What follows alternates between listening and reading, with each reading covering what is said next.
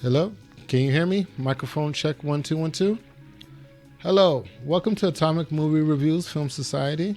I am your host, Atomicon Rex. Here we discuss films that have a narrative background in aliens, ghosts, robots, and creatures. And today's movie is Transformers: Rise of the Beast. Come on, Hollywood, we gotta work on the titles. It's like one person, one director. I think it started with Batman, The Dark Knight Rises, and now like every new movie, I swear, has to have Rise in the title. Before it was Rise, it was Origin.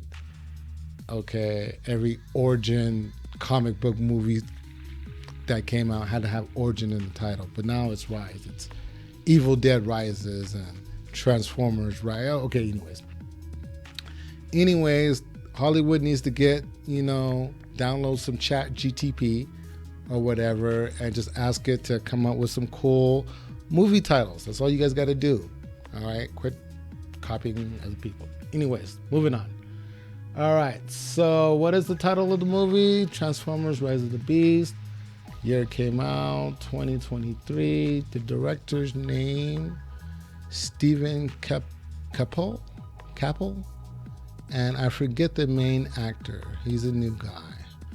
I can't think of his name right now. Okay, anyways, so number one, what are some plot or narrative predictions? Sorry, let me adjust my microphone here. I didn't have any. Even when I was sitting in the theater, I couldn't think of any one. I've been, the last couple, except for Bumblebee, the last couple Transformers movies, I didn't even watch. I remember there was one Transformer with King Arthur or something like that. And there was a Transformer god in it. And it was just weird. I didn't like it and didn't sit right. Now, there's a Transformer god in this one too. And I'll talk about that a little later. But in this one, it's done right. It's done a little better. Like, I just thought the last one was hokey. And so I stopped watching them after, I think 3. I don't even think I finished watching the third one. I did watch Bumblebee, though.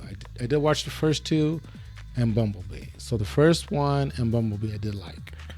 But, I didn't really like the rest of the Transformers.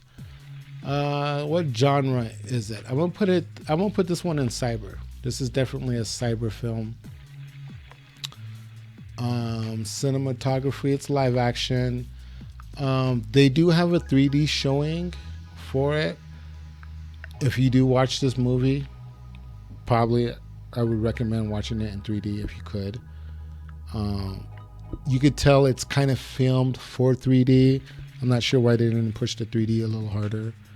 But if you can go to a theater that's showing it in 3D, watch it in 3D. What is the original work? Well, the original work is the toy line. Transformers is a toy line. This one is off of a cartoon in the 90s called Beast Wars. I thought the last Transformer movie, not the one with Bumblebee, but the one with the dinosaurs, I thought that was Beast Wars. But I guess it wasn't. I guess that was another dinosaur Transformer type of thing. So this one is based on the Beast Wars Transformers cartoons in the 90s. I didn't like that cartoon. I could honestly tell you, I don't think I've ever watched one full episode of it. It was when 3D animation first started to come out. So it was one of the first 3D animated cartoons that came out. And I just didn't like it. It just did not sit with me right.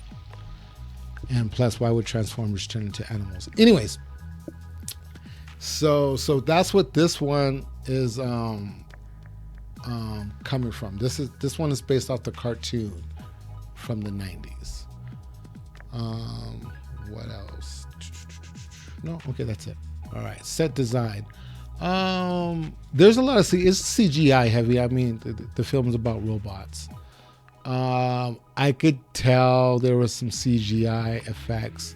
They needed to polish it up a little bit, especially when it came to the main character and his adaptation of Mirage tech Like you get to see that it was like 90s CGI. Like they weren't even trying. And they may have, I've heard that they were trying to go for that effect. So that's possible. But I thought, you can see the CGI. It is noticeable in this movie. TV tropes. What plot conventions did I notice in the film? Okay, so there's this it's a Japanese concept, and I know I'm always talking about the Japanese concepts and everything like that, but it's called Techno Anaism, and that's basically it's a polymorphous spiritual attitude that basically ignores the boundaries between biological, mechanical, and spiritual entities. So basically when it comes to robots, the difference between a Japanese robot or Japanese mech or mecha versus like a Western or an Americanized mecha is that the Japanese mechs are more spiritual. Like they have like spiritual powers where like they could teleport or like move fast or like conjure laser beams out of the ether, where American robots and techs are grounded in real life mechanical military I don't know how you say it. It's just grounded more in realistic tech, okay, that you can actually see and use on the battlefield. Where mecha, they're more spiritual, the robots themselves are more spiritual, and the robots themselves have spiritual powers, as opposed to just robots with different types of missiles and laser beams and stuff like that. So that's basically the difference between a Japanese mecha and an Americanized mech. So the idea of Techno Anaism is that you can imbue technology with spiritual qualities. Okay, so like in Japan, they kind of have a different relationship with technology than we do in the West. Like in the West, we have this, Terminator attitude towards AI and artificial intelligence, where we're afraid of our devices, we're afraid of our technology. Where in the East, especially in Japan, they're more one with their technology. They're more intertwined with their technology than we are. There is no apprehension towards, there is no Terminator movies in Japan. Like that, this just doesn't really fly with them.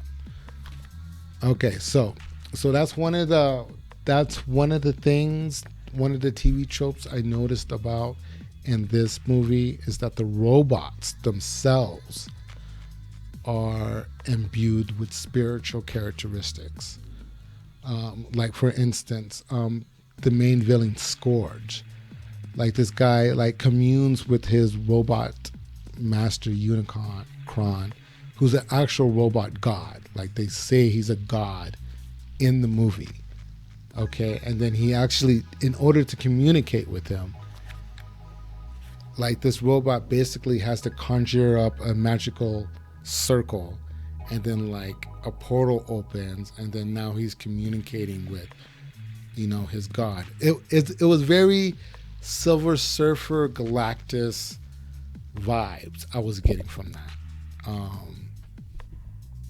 And so I thought that was a neat twist. Like I think they were trying to touch on it in the last movies. Like I kind of figured that the cube, what is it, the energon cube or whatever they call it. Like I kind of figured that was an analogy for God or for the word, because I remember how the first Transformer movies opened up, and basically if this cube touches anything inorganic, it brings it to life. And it's weird, like it would touch like a soda pop machine, right? It touched the soda pop machine, and the soda pop machine turns into a transformer. But it was a really hostile transformer. Like the moment it wakes up, it just starts attacking and shooting. It was weird. But that's basically what the cube did. And so there was always this spiritual dimension when it came to Transformers. That's basically what I'm getting at. Okay, so there's why I'll bring that back up when I actually talk about the villains in the movie. So okay, all right. So that was the TV tropes I noticed. Characters. Moving on to characters. Okay, all right. So we have basically 3 types of characters in this film. They're all Transformers, or plus the humans. But you have the Autobots, which are basically just vehicles. Now, the Autobots are different from the Decepticons in a sense that the Decepticons usually have military type of vehicles, where the Autobots have I can't even say the word, like worker type vehicles. So they have ambulances, fire trucks, like just civic work, government type of vehicles. That's basically what an Autobot is. So they'll have like dumpster trucks and electrician vehicles. That's what they transform into. Okay. So in this, you have the Autobots, you have the Maximals, which they're basically animals. They're just, I thought they would be prehistoric animals, but they're not dinosaurs in this one. They're just regular animals. So one was like a gorilla, a cheetah, and a rhino. Let me just say rhino. Okay, and so I like the Terracons in this one because they were basically mimicking insects. Okay, so you had the Autobots that were vehicles, the Maximals that were animals, and the Terracons were insects. And I think that the Terracons in this one, they kind of look like the old Transformers from the first one. But they did this one good in the sense that they weren't all gray and silver. They were black. Okay, and they were bugs. So they look like bugs. They look all spiky and weird looking, and they crawled weird. And so that made sense. That made sense for them to look that way. What Michael Bay was doing in the first Transformers, I have no idea. Okay, anyways, so back to the hero. Noah Diaz, he's ex-military. I guess he's like some tech geek. Well, he's the main hero of the story. He's trying to look for work because his brother's sick, and he's a good guy. His sidekick is I'm gonna put the robot Mirage as his sidekick. I was gonna put Elena Wallace, but she's more the love interest / damsel in distress. She wasn't really the damsel in distress. In this one, she's the love interest in this one. The villains was Scourge from the Terracons. Like, he's the main antagonist in this one. He's not the big bad, but he's the main antagonist in this one. Like he was a cool robot. He was a cool robot. I liked his personality more than most of all the Transformers, actually, because his power was on another level. So first they tell him that he's imbued with the power of his robotic god, right? So when him and Optimus Prime was fighting, he whipped Optimus Prime's butt, and Optimus Prime couldn't believe how bad he got his ass handed to him, right? Because he's a Prime. He's like, he's like the main robot. But he says the Scourge is like, that ain't got nothing to do with it. He's like, I'm a supernatural robot. Like, you can't beat me. Like, he put it on him. He put his hands on him. Okay, and like, so in this one, and this is what I mean by leveling up. Like Scourge has the ability to possess other robots. To possess other robots. I'm gonna let that sit there. Okay, we're just gonna move on from that. All right, so what is the mode of transportation? It's gonna be Noah Diaz's Mirage. His main transportation is the Porsche 911, and I'm gonna put that in there because that's my favorite car. I don't have it, but it's my favorite car, and so I kind of this movie kind of tugged on the heartstrings a little bit. Kind of felt, Whoops! There I go, knocking over my microphone. Okay, so what kind of weapons did they have? All I noticed was the arm cannons. Like the hero, he basically at the end of the movie, at the third act, he pulls some Mega Man vibes, and he basically transforms into Mega Man, and so he has more than arm cannons at his disposal. But most of the robots either have an axe, a sword, or an arm cannon. I didn't really notice anything else besides that. Location was in Peru, and that's really it for the characters. How was the acting? The acting was good. Nobody really threw me off. I mean, you're dealing with a bunch of CGI characters and animations, so like it's really only 4 or 5 people really acting in the movie, but those 4 or 5 people knocked it out. All right. What was the cultural impact of the movie? Did it break any new ground?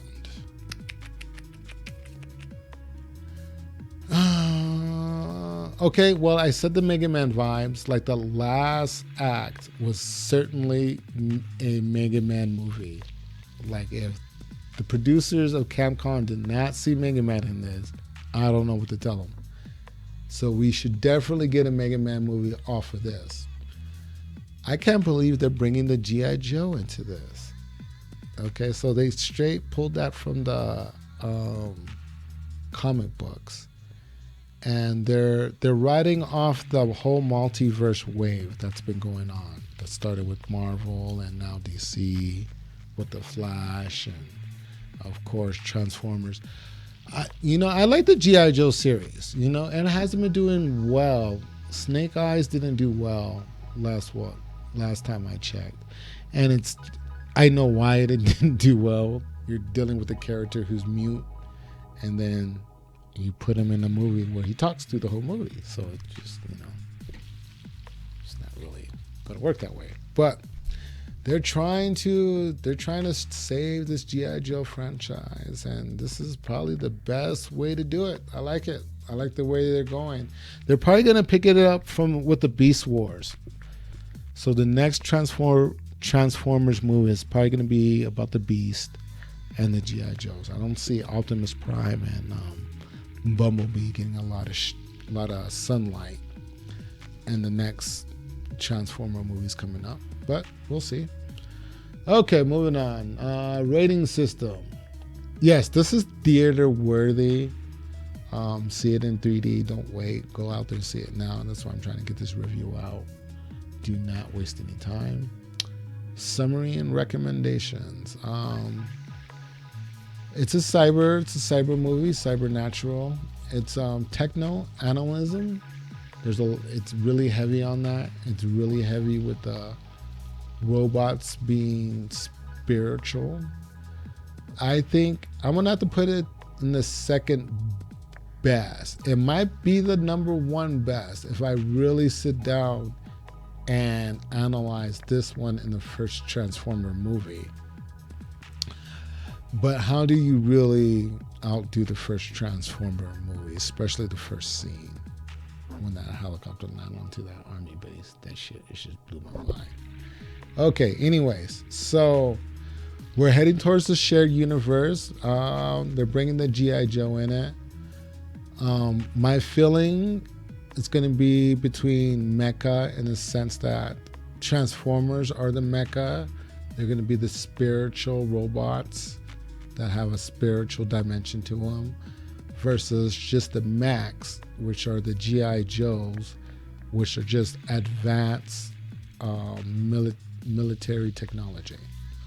So I think that's where they're going with that. So, well, let me end it here. Talk to you guys later.